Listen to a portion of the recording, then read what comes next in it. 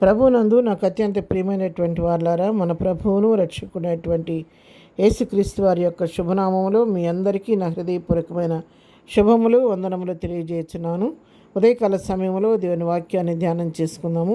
ఈరోజు వాక్య ధ్యానము కొరకు మనం తీసుకున్నటువంటి లేఖన భాగము హెబ్రీలకు రాసిన పత్రిక 1వ అధ్యాయం 13వ వచనం చదువుకుందాం. నేను నీ శత్రువులను నీ పాదములకు పీఠముగా చేయ వరకు నా కుడిపార్శ్వమున కూర్చుండము. ఆమేన్. దేవుడి వాక్యం దీవించిన గాక. ప్రభు ఉదయకాలం మనకిస్తున్నటువంటి వాగ్దానం ఏంటంటే, ఎవరైతే నీకు శత్రువులుగా ఉన్నారో వారి మీద నీకు జయం కలగాలంటే, వారిని పాదపీఠంగా మారిపోవాలంటే నువ్వు చేయవలసింది ఒకటే, నా కుడి పార్శ్వమున కూర్చొని నా సన్నిధిలో నా సహాయం కొరకు వేడుకోమని ఇక్కడ దేవుని వాక్యం సెలవిస్తూ ఉంది.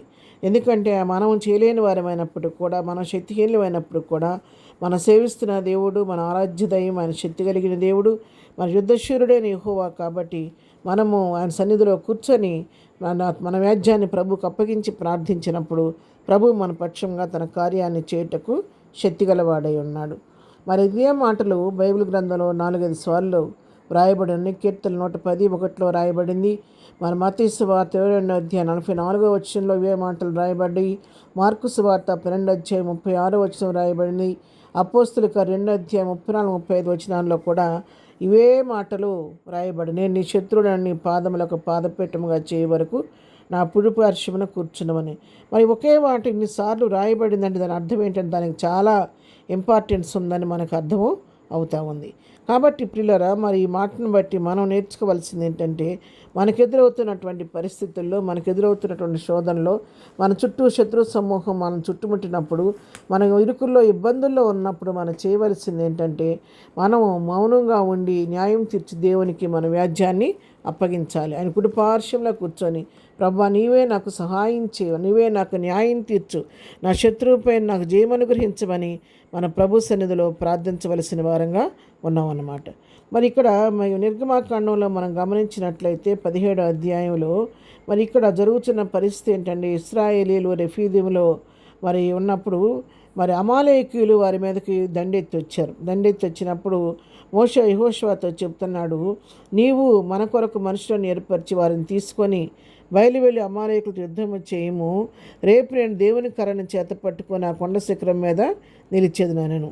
మరి యెహోషువ అదే మోషే చెప్పినట్లుగా ప్రజలను సిద్ధపరిచి అమాలేకుల మీద దండెత్తి వెళ్ళాడు. మోషే కొండ మీద ఉన్నాడు కర్ర తీసుకొని.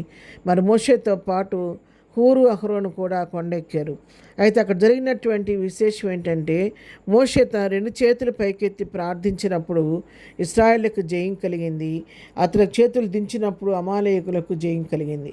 అప్పుడు తన మోషే చేతులు బరువెక్కిపోయినప్పుడు వారు ఒక బండ మీద అతను కూర్చోబెట్టి హూరు, అహరోను చెరొక పక్క ఆయన చేతులను ఆదుకున్నప్పుడు సూర్యాస్తమయం వరకు ఆయన తన చేతులు అలాగే ఎత్తిపెట్టి ఉంచినప్పుడు ఇశ్రాయేలుకు అమాలేకుల మీద జయం కలిగింది. అవును ప్రియులారా, ఎప్పుడైతే మోషే తన చేతులు ఎత్తి ప్రభు సన్నిధిలో ప్రార్థించాడో తన ప్రజలకు ఆయన జయమిచ్చినట్లుగా మనం చూస్తున్నాము.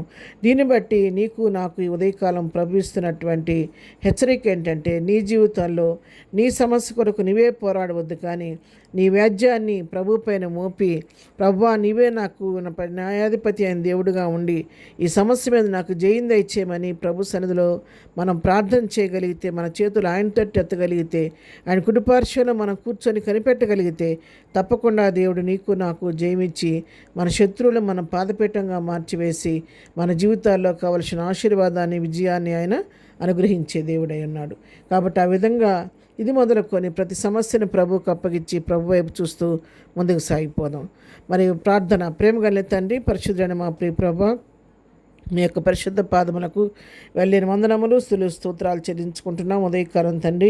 ప్రభువా, మరి ఈ వాక్యం బట్టి నీకు వందనాలు తండ్రి. విన్నవారందరినీ దీవించి ఆశీర్వదించిన వారి జీవితాలటువంటి ఏదైనా శత్రుత్వం సమస్యల్లో వాళ్ళు ఉంటే దాని నుంచి వారిని విడిపించండి, మేలు చేసి మహిమ తెచ్చుకోండి. దినం మేము వెళుతున్న మార్గాల్లో తోడుగా ఉండండి, చేయ పనులన్నింటిలో సహాయం దయచేయండి నాయన. ఈ దినం నాయన మరి బర్త్డే, మ్యారేజ్ జరుపుకునే బిడ్డలను దీవించండి, ఆశీర్వదించండి నాయన. బలహీనంగా ఉన్న వారిని ముట్టండి, స్వస్థపరచండి, దుఃఖంలో ఉన్న వారిని ఓదార్చండి. ప్రతి వారి అవసరక్క నీ కృపా మహేదేశుని తీర్చి మహిమ తెచ్చుకోమని యేసునామములో ప్రార్థించి అడిగి పొందుకొని ఉన్నాము తండ్రి. ఆమేన్. ప్రభు కృప సదాకాలము మనందరికీ తోడయుండి నడిపించునుగాక. ఆమేన్. ప్రియులారా, మరి ఇంతవరకు మన ఛానల్ సబ్స్క్రైబ్ చేసుకోకపోతే సబ్స్క్రైబ్ చేసుకోండి. మీ ఫ్రెండ్స్కు రిలేటివ్స్కి కూడా వాక్యాన్ని షేర్ చేయండి.